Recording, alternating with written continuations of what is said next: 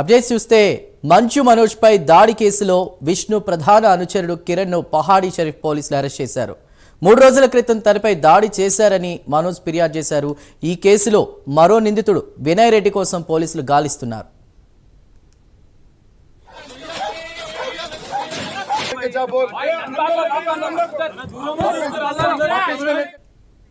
మరోవైపు జల్పల్లిలోని మోహన్ బాబు ఇంటి లోపల ఉన్నటువంటి ప్రైవేట్ వ్యక్తులను పోలీసులు బయటకు పంపించేశారు. ఇంటి బయట ఉన్నటువంటి వెహికల్స్ అన్నిటినీ కూడా మంచు టౌన్షిప్ బయటకు పంపుతున్నారు. మంచు విష్ణు ఇవాళ సాయంత్రం 5 గంటల కల్లా కూడా ఇంట్లో ప్రైవేటు వ్యక్తులు ఉండకూడదని తీవ్రస్థాయిలో కూడా హెచ్చరించిన నేపథ్యంలో మరోవైపు వివాదానికి ఫుల్ స్టాప్ పెట్టేందుకు పోలీసులు చర్యలు చేపట్టారు. మరింత సమాచారాన్ని మా ప్రతినిధి నాగేంద్ర అందిస్తారు. నాగేంద్ర, ఏంటి situation? Thank you Chandu. Manchu Manoj కి సంబంధించినటువంటి కేసు అంశంలో చాలా కీలకమైనటువంటి పరిణామం చోటు చేసుకుందనే చెప్పాలి. ఎందుకంటే గత 3 రోజుల క్రితం తన పైన దాడి చేశారంటూ కూడా పహాడీ షరీఫ్ పోలీస్ స్టేషన్ లో మోహన్ బాబు అనుచరుల పైన, అదే విధంగా విష్ణు అనుచరుల పైన కేసు పెట్టినటువంటి మనోజ్ ఈరోజు ప్రధానంగా కేసు పెట్టినటువంటి వారిలో ప్రధానంగా విష్ణుకు సంబంధించినటువంటి అనుచరులు ప్రధానమైనటువంటి వారు కిరణ్ ని పోలీసులు కొద్దిసేపటి క్రితమే అరెస్ట్ చేయడం జరిగింది.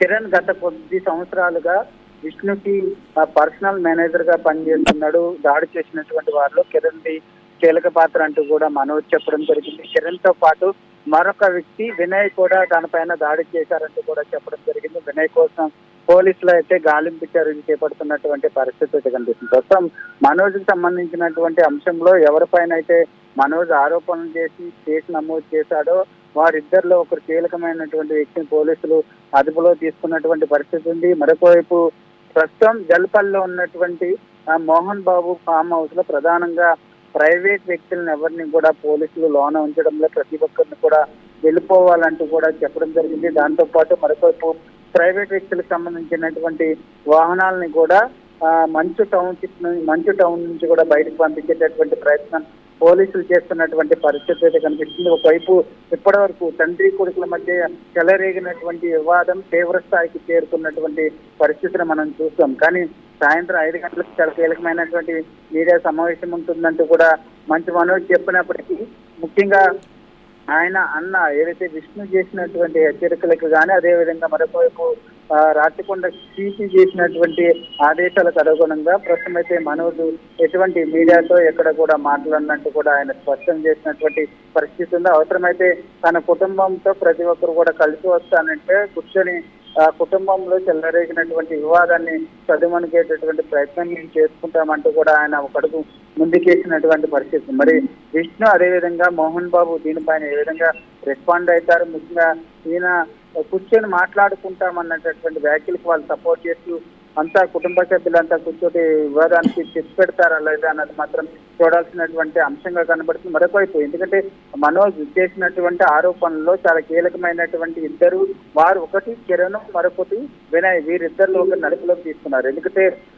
విష్ణు మోహన్ బాబుకు సంబంధించినటువంటి విద్యా సంస్థలు అన్నింటిలో కూడా పెద్ద ఎత్తున అవినీతి చేస్తున్నాడు, అక్రమాలకు పాల్పడుతున్నారు. దాంట్లో ప్రధానంగా ఉన్నటువంటి అనుచరులు, విష్ణు అనుచరులు కిరణ్ తో పాటు వినయ్, వీళ్ళిద్దరూ కూడా పెద్ద ఎత్తున అవినీతి చేస్తున్నాడు అంటూ కూడా ముందు నుంచి ఆరోపణలు చేస్తున్నటువంటి పరిస్థితిని మనం చూసాం. ప్రస్తుతం దాంట్లోని ప్రధానమైనటువంటి వ్యక్తిని కిరణ్ ని అదుపులో తీసుకున్నారు. మరొక వినయ్ ని గాలిస్తున్నటువంటి పరిస్థితి అయితే కనిపిస్తుంది. వినయ్ కూడా అదుపులోకి తీసుకుంటామంటూ కూడా పోలీసులు చెప్తున్నటువంటి పరిస్థితి అయితే కనిపిస్తుంది.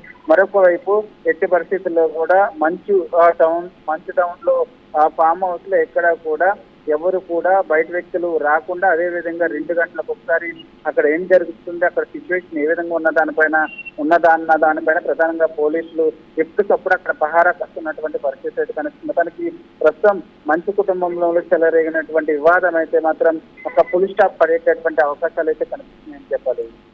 Right Nagendra, thank you for the update.